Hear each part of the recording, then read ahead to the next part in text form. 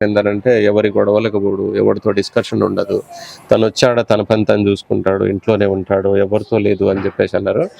కానీ ఇది పర్టిక్యులర్‌గా ఒక అమ్మాయిని తీసుకుపోతున్నప్పుడు మనోడు అడ్డుపడడం వల్లనే ఇది జరిగిందంటారా? లేదంటే ఎవరైనా పాత కక్షలు అంటే మంచిగుంటాడు, తన పని తను చూసుకుంటాడు, ఏదో ఒకటి జేయాలి, ఏదో ఒకటి ప్రాబ్లమ్ క్రియేట్ చేయాలి, లేదంటే అని పాత కక్షలు లాంటివేమైనా ఉండొచ్చా మనోడి మీద?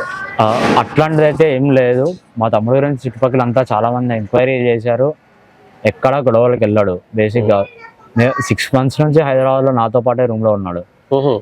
నేను, మా తమ్ముడు, మా కజిన్ బ్రదర్ అందరూ కలిసే ముగ్గురము అక్కడే హైదరాబాద్‌లో రూమ్‌లో ఉంటాం. హ్మ్.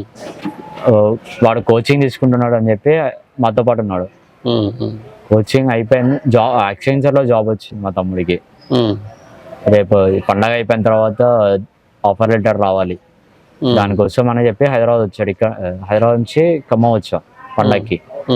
సో ఎలాగో వెళ్తున్నా కదా, లాస్ట్ అమ్మ వాళ్ళతో స్పెండ్ చేసి బెంగళూరు వెళ్దాం అన్న ఉద్దేశంతో వచ్చాం.